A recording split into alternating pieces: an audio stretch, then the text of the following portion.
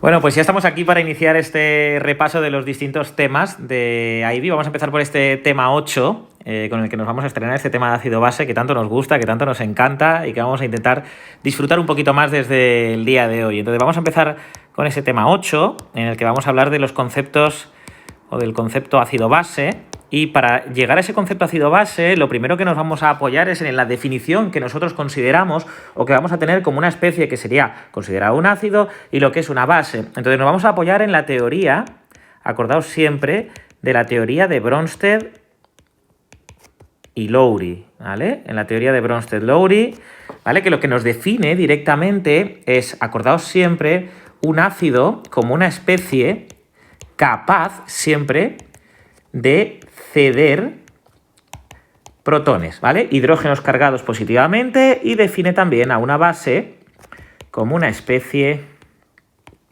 capaz de aceptar esos iones hidrógeno, esos protones. Esa es la definición que nos da Bronsted-Lowry. Luego, a nivel superior, ya vemos que existe esa definición de Lewis también con los electrones, o de Lewis, para los que hablemos de inglés un poquito más fino, ¿verdad? Pero tenemos que tener claro, lo primero de todo, lo que es esa teoría de Bronsted-Lowry para nosotros y lo que es un ácido y lo que es una base. Entonces, veíamos algunos ejemplos de ácidos, ¿vale? Que hemos visto como casos, como situaciones. Siempre nosotros, esa especie de ácido-base la vamos a tener en agua, ¿vale? Siempre vamos a actuar con esos ácidos bases en agua. Entonces vamos a ver el ejemplo de lo que sería un ácido para nosotros, ¿vale? Entonces, si yo tengo, por ejemplo, un ácido, voy a coger como ejemplo el ácido clorhídrico, ¿vale?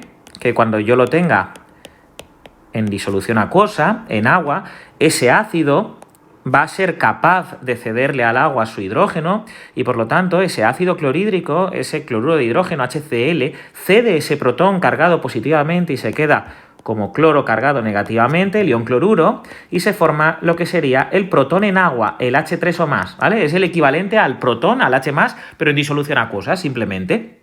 Entonces, aquí observaríamos directamente que en este caso el ácido clorhídrico actúa como ácido y lo que se forma al perder ese protón es lo que sería su base conjugada, mientras que en este caso, por ejemplo, sin ir más lejos, el agua estaría actuando como base y lo que se formaría sería su ácido conjugado, ¿vale? Ya tendríamos una pareja de ácido y base conjugada y de base y ácido conjugado, ¿sí?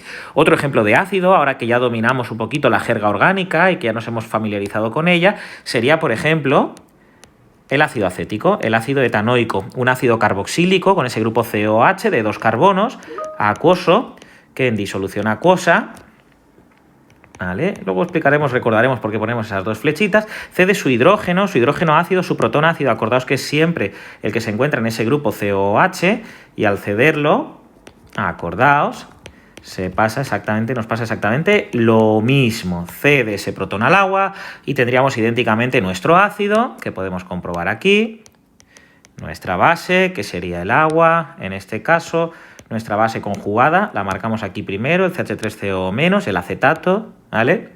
El agua sería la base, no voy a hacer ningún chiste con el acetato, lo prometo. Y el ácido conjugado que tendríamos que sería ese H3O+. Bien, hemos visto ejemplos con un ácido y vamos a ver ejemplos también con una base. Entonces, para ver ejemplos con una base, abrimos aquí una paginita nueva y vamos a ver el ejemplo que tendríamos exactamente con una base. Y con una base, pues por ejemplo, voy a coger el amoníaco y voy a coger el hidróxido de sodio. Dos ejemplos, ¿vale? El amoníaco en este caso, con agua, pues fíjate que una base lo que hemos dicho que hace es directamente aceptar ese protón, lo aceptaría del agua, ese hidrógeno lo cede el agua, se queda como ese catión amonio, NH4+, el amoníaco, ¿verdad? Y forma esos OH- característicos siempre de cualquier base, porque el agua al ceder su protón directamente a esa base que lo está aceptando, inmediatamente se queda como OH, y en este caso vemos que la base sería el amoníaco, el ácido conjugado, el ion amonio, mientras que en este caso el ácido, como podéis comprobar aquí, sería el agua y la base conjugada sería ese OH- ese hidróxido, ¿sí? En este caso vamos a ver también qué sucedería con las bases como los hidróxidos del grupo 1 y 2. Y aquí te voy a poner dos ejemplos, te los pongo para que los tengas siempre y que no te asustes, ¿vale? Pero siempre que tengamos un hidróxido, directamente, aunque esté en disolución acuosa, no vamos a añadir el agua antes y después, simplemente lo vamos a disociar. ¿vale? Con una sola flecha, ya veremos que luego son bases fuertes, fuerte y débil, ese concepto que luego repetiremos también, pero se quedan como el catión sodio y el hidróxido, y aquí como un catión calcio 2+, acuérdate que el calcio tiene valencia 2 y por eso hay 2 hidróxidos, ¿lo ves? Hay dos OHs con carga negativa, ¿vale? Acuosos. ¿Te das cuenta? Que fíjate que la propia fórmula del compuesto te dice que hay 2 OHs, ¿vale? Los puedes poner aquí perfectamente. Y volvemos a tener lo mismo en este caso, en ambos casos, fijaos que tendríamos lógicamente nuestras bases, ¿vale? Y al ceder, aceptar ese protón, tendríamos el ácido conjugado, que sería en este caso el catión que se formaría, ¿vale? Ese ácido conjugado, ¿vale? Y luego, por otro lado, tendríamos al agua que estaría actuando como ácido y lo que se forma es el OH, que es la base conjugada, aunque en este caso el agua no la escribimos de nuevo en definición, ¿vale? Muy bien, pues ya tendríamos definido lo que es un ácido, lo que es una base, y ahora lo que queremos entender también es qué pasa con el agua. Ostras, el agua es una especie maravillosa. ¿Y qué es lo que hace el agua? Pues hemos visto su principal característica, y es que en algunos casos, frente a ácidos, ¿cómo se ha comportado? Contéstame. Como base, ¿verdad? Ya lo has dicho, ¿vale? Mientras que cuando se enfrenta a una base, tú mismo, tú misma, eso es, como un ácido, muy bien, se comporta, lo que le convierte en una especie que nosotros denominamos anfótera o anfiprótica, ¿vale? Es decir, que se puede vestir de un color y de otro, se puede comportar como ácido y como base, y no le importa en absoluto, ¿de acuerdo? Muy bien, pues este sería un poquito la primera idea, los primeros conceptos. Luego vimos también, si no recuerdo mal, que teníamos algunas de las reacciones más típicas o de las reacciones importantes, ¿vale? Las reacciones así más BIP, ¿vale? Vamos a llamarlas reacciones BIP de ácidos y bases, ¿vale? Y entre las más importantes, o las que a mí más me gusta destacar, sin duda es cuando tenemos, por ejemplo, un metal, cualquiera reaccionando con un ácido. Estas las veremos en el tema 9 también, son importantes, ¿vale? Pero imagínate, por ejemplo, que tengo el magnesio enfrentado al ácido clorhídrico, un metal con un ácido, siempre, no te olvides, siempre, el producto que van a desprender es gas de hidrógeno. Siempre se va a desprender hidrógeno. Entonces, inmediatamente lo que sabes también es que si el hidrógeno se va a desprender, ¿vale?, el cloro y el magnesio tendrán que formar un compuesto entre ellos. Pues así de sencillo. El cloro de magnesio. Magnesio tiene valencia 2 y cloro la -1, MgCl2, ya lo tenemos ahí, el cloro de magnesio, ¿vale? Y luego sumaríamos ese hidrógeno. Fíjate que para ajustar la reacción pondríamos un 2 aquí y ya lo tendríamos todo apañado. Así con cualquier metal y así con cualquier ácido, ¿vale? Siempre se forma esa sal y se forma el hidrógeno. Luego otra reacción también que es bastante importante es cuando tenemos un ácido frente a una base, que si te recuerdas bien es la reacción de neutralización. Ácido más base. A ver, mientras lo escribo, tú me lo dices, tú me lo cuentas, ácido más base, ¿qué es lo que forma? Efectivamente, sal y agua, siempre, siempre, siempre, siempre, siempre, ¿vale? Entonces, por ejemplo, imagínate un ácido, ¿vale? El ácido nítrico, más una base, pues yo qué sé, el hidróxido de sodio. Da igual que sean fuertes o débiles, Siempre la reacción con una única flechita, ya veremos luego, recopilaremos ese concepto de fuerte y débil, y fíjate que si sabes que uno de los productos va a ser agua, ¿vale?, líquida, y va a poner agua acuosa, no tiene mucho sentido, ¿verdad? Ya tenemos que el hidrógeno de aquí y el OH de aquí se van a formar el agua, por lo tanto solo me queda el catión sodio y el nitrato, ¿vale? Por lo tanto ya tendría formada mi sal y ya tendría mi reacción de neutralización. Hiper fácil, ¿vale? Acordaos que en esta reacción de neutralización, aunque lo veremos también para nivel superior, fíjate que tenemos siempre el ácido y cuando haces una neutralización se forma ese NO3- que se separa, ¿vale? Y por lo tanto se forma también la base conjugada. Veremos que esto nos servía un poquito a la hora de hablar de los tampones, ¿vale?, cuando repasemos esa parte final en nivel superior, ¿sí? Este ácido más base para dar sal más agua lo podemos encontrar en distintas formas, incluso en distintas estequiometrías. Por ejemplo, el ácido sulfúrico con el hidróxido de sodio, pues fíjate que ya sabes, mira qué mal escribo, de verdad, pero que en la pizarra normal, uno de los productos que se forma, sabes que es el agua, ¿verdad? Entonces ya tienes el agua con un hidrógeno de aquí y los dos de aquí. Y dices, ostras, pues ¿qué sal me queda? Bueno, pues me queda el sodio con el sulfato. Pero si el sulfato, fíjate, reemplazas al sodio donde estaba el hidrógeno directamente y como tiene valencia 1, lo dejas todo completamente igual, ¿sí? Imagínate aquí, por ejemplo, que hubieras tenido esta misma reacción, pero con el hidróxido de calcio. ¿Vale? Pues hubieras formado el agua.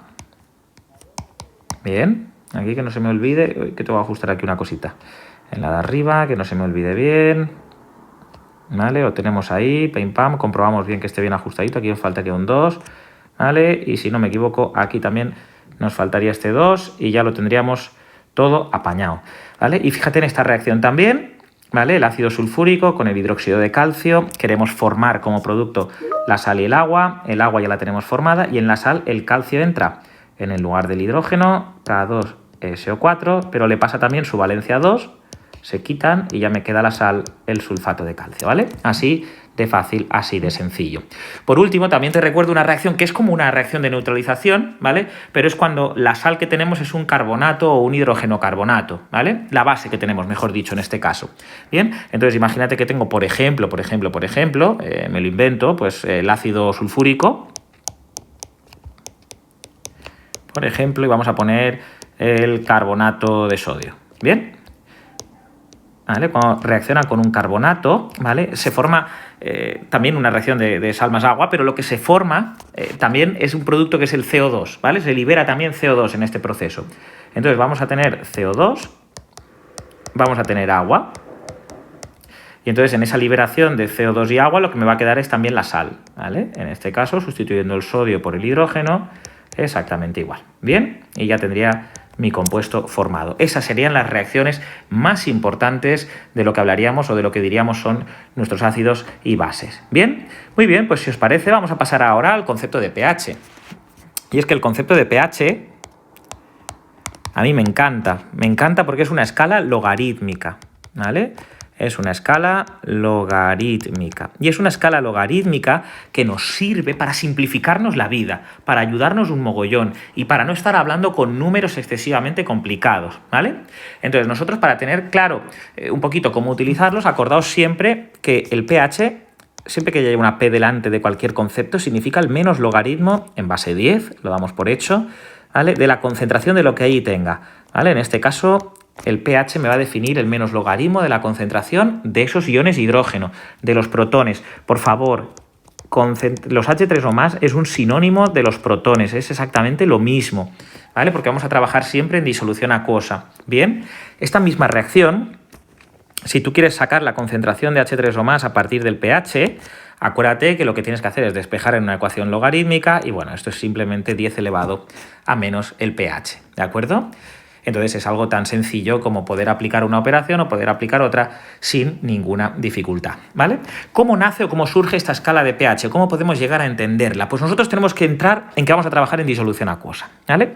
Entonces imagínate que hay por ahí una moleculita de agua y otra moleculita de agua que se encuentran entre ellas, ¿vale? Se encuentran entre ellas y decimos, ostras, ¿qué sucede? Pues mira, oye, si el agua puede comportarse como ácido y como base, pues fíjate que una de esas moléculas de agua podría actuar como ácido y ceder su protón, ¿vale? Y otra de ellas puede actuar como base y aceptarlo. Por lo tanto, una cede su protón, la otra lo acepta y se forman OHs y H3 o más, ¿de acuerdo? ¿Sí? Muy bien. Bueno, pues a esto es a lo que se le llama el producto iónico del agua o al equilibrio propio del agua, de autoionización del agua, para que nos entendamos, ¿vale? Cuando una molécula de agua le cede un protón a la otra, ¿vale? Tiene una constante de equilibrio, como cualquier equilibrio con los que hemos trabajado, fíjate, es una reacción en equilibrio, y ese equilibrio es igual a la concentración de OH- por la concentración de H3 o más. Y esa constante iónica del agua vale siempre para nosotros en nuestras condiciones 10 elevado a menos 14. ¿Vale? ¿Qué significa eso? Que en el agua siempre se va a cumplir esta condición, que 10 a la menos 14 es igual a la concentración de OH por la de H3 o más. Es decir, que cuando aumente una de ellas, cuando tenga un medio muy ácido, ¿vale? La concentración de H3 o más va a aumentar en el agua y por lo tanto se va a reducir la de OHs. Y cuando tenga un medio muy básico, va a aumentar esa concentración de OHs, que es lo que se formaba en agua cuando yo tenía una base, y se va a reducir la concentración de H3 o más. ¿De acuerdo? Si eso lo tenemos claro, a partir de ahí vamos a ver lo siguiente. Si las dos concentraciones fueran iguales, ¿vale? Las dos concentraciones fueran iguales, la de OHs fuera igual a la de H3 o más, estaríamos hablando de una condición de neutralidad, ¿vale? Sería un medio neutro. ¡Claro! Ostras, en un medio neutro, tengo que tener la misma concentración de H3 o más, que es la especie que se forma en agua cuando hay un ácido, y de OH, que es la especie que se forma cuando hay una base. ¿Correcto? No domina una ni domina la otra, no domina el ácido ni domina la base. En el agua, como tal, agua destilada, desionizada, agua pura, tendría ese pH neutro completamente. Y fíjate que para que las dos sean iguales, si yo despejo aquí las dos valieran lo mismo, mira, 10 a la menos 14 es igual a x por x, ¿vale? Que es x al cuadrado. Y si despejo, x sería la raíz de 10 a la menos 14, que es 10 elevado a menos 7 mol por decímetro a la menos 3. Es decir, que para que se cumpla la condición de neutralidad, las dos concentraciones tienen que valer 10 a la menos 7. Y si ahora aplico mi sencillísima ecuación del pH, pH es igual al menos logaritmo de 10 a la menos 7, tachán, sale un pH 7, narices, la neutralidad es pH 7, ¡qué maravilla! ¡Qué fácil y qué sencillo! ¿Vale? ¿De acuerdo? ¿Lo tenemos claro? pH neutro, pH 7 en agua en las condiciones que trabajamos. Pero la neutralidad, por definición, significa que la concentración de OH y H3 o más de esos protones en agua, de esos oxonios, es exactamente la misma. Vamos a ver qué sucede ahora en un medio básico o en un medio ácido. Vamos a empezar por el que queráis. ¿Ácido me habéis dicho? Pues venga, pues ácido. ¿Vale? En un medio ácido, no te rías, va. La concentración de protones es mayor que la de OH, ¿vale? Eso es lo que define un medio ácido. Los ácidos liberan H3 o más en agua. Bien, por lo tanto, si en neutralidad las dos valían 10 a la menos 7, quiere decir que en un pH ácido la concentración de H3 o más habrá aumentado y será mayor que 10 a la menos 7 mol por decímetro a la menos 3, ¿correcto? Por lo tanto, si es mayor que 10 a la menos 7, es que valdrá pues 10 a la menos 6, ¿vale? Acuérdate que el exponente negativo con un menor exponente es más grande, 10 a la menos 5, 10 a la menos 4, ¿verdad? Y si sustituyes en el pH, que es el menos logaritmo, repito, de esa concentración de protones, fíjate que será pH 6, 5, 4, es decir, el pH ácido es menor que 7. ¿Lo ves? Para la base, para un medio básico, sucederá exactamente lo mismo, ¿vale? Nos va a suceder exactamente lo mismo. ¿Qué va a pasar? Que la concentración de H3 o más, en este caso, va a ser menor que la de OH y, por lo tanto, esa concentración de H3 o más va a ser menor que 10 a la menos 7. Es decir, 10 a la menos 8, 10 a la menos 9, 10 a la menos 10. Y, por lo tanto, el pH, ¿cómo se va a hacer? Mayor que 7. Así de fácil, así de sencillo. ¿Sí? Muy bien. Pues nuestro siguiente paso, ¿cuál es? Distinguir lo que es un ácido fuerte y un ácido débil y una base fuerte y una base débil. Entonces, acuérdate que tienes una serie de características en tus apuntes que definen lo que serían los ácidos y bases fuertes y débiles. Pero sobre todo vamos a intentar ejemplificarlo con lo que sería un ácido, ¿vale? O sea, yo me concentro en los ácidos, pero estas mismas características valen también para las bases. Entonces vamos a distinguir siempre entre fuerte y débil, ¿vale? Entonces los ácidos fuertes, acordaos, y las bases fuertes se disocian por completo, ¿vale? Por lo tanto, el ácido débil no se disocia completamente. Muy bien. Primer paso, claro. Segundo paso, ¿vale? ¿Alcanzarán el equilibrio? Pues lógicamente el fuerte no alcanza el equilibrio y el ácido débil, claro que alcanza el equilibrio, ¿vale? Por lo tanto, en el ácido fuerte, ¿cuántas flechitas ponemos? Pues una flecha, ¿no? Una única dirección. Y en el ácido débil, dos flechas. La reacción funciona en ambas direcciones. Fíjate que los ácidos débiles, al disociarse por completo, ¿vale? Van a generar mayor cantidad de iones, mayor concentración de productos. Claro, si solo hay una flechita, acuérdate que el producto se forma por completo. Mientras que si hay dos flechitas, la reacción se encuentra en equilibrio y queda reactivo y queda producto. Queda un poquito de las dos. Entonces, si se forma completamente, ¿vale? Aumenta mucho la conductividad. Hay muchos iones en disolución. Mientras que aquí, en el caso de un ácido débil, tienen bajas conductividades. ¿De acuerdo? Y luego otra de las características también es que si tengo la misma concentración de los dos ácidos, claro, si se disocia por completo, va a formar más H3 o más. Y por lo tanto, a igual concentración de dos ácidos, va a tener menor pH, ¿vale? Cuidado porque un ácido débil, si está muy concentrado, puede llegar a tener un pH más ácido que un ácido fuerte, si el ácido fuerte tiene una concentración chiquitina. Pero si los dos tienen igual concentración, ¿vale?, tiene menor pH el ácido más fuerte. Y además, como característica final, si queréis también para poder apuntarlo, ¿vale?, es que en este caso reaccionan más rápidamente y de forma más intensa con los metales, ¿vale? Entonces ya tenemos claro que los ácidos fuertes y los ácidos débiles se distinguen igual que las bases fuertes y las bases débiles por esas mismas características, y quiero que te apuntes quiénes son los ácidos fuertes, que no se te olvide, ¿vale?, y quiénes son las bases fuertes, ¿vale? Entonces, de los ácidos fuertes vamos a encontrar tres ácidos: el ácido clorhídrico, el ácido nítrico y el ácido sulfúrico. Son los tres más importantes. Y las bases fuertes son los hidróxidos de los grupos 1 y 2, ¿vale? Pues desde el hidróxido de sodio, hidróxido de litio, hidróxido de calcio, hidróxido de magnesio, ¿vale? Todos ellos son ácidos y bases fuertes. Todos los que no sean estos serán ácidos o bases débiles. Y hay que tenerlo claro, ¿vale? Todos los que no sean ácidos o bases fuertes serán ácidos o bases débiles. Y acuérdate siempre que cuanto más fuerte es un ácido o una base, más débil su conjugado, ¿vale? Entonces, si tengo un ácido fuerte, su conjugado va a ser mega débil, ¿vale? ¿De acuerdo? Importantísimo que lo tengamos claro. E importantísimo también que tengamos claro que el pH de un ácido o la fuerza de un ácido, hay que tener muy claro que no podemos decir que por tener más concentración el pH va a ser más bajito. Hay que ver si es ácido fuerte, si es ácido débil. Un ácido fuerte con una concentración muy pequeñita puede tener un pH más alto, menos ácido, que un ácido débil con una concentración muy grande, ¿vale? Entonces hay que tener en cuenta esos factores. Y yo, por último, lo que os quiero contar también es un poquito cómo calcular los pHs de ácidos y bases fuertes, que es lo que vemos en nivel medio, ¿vale? Entonces vamos con ese cálculo de pH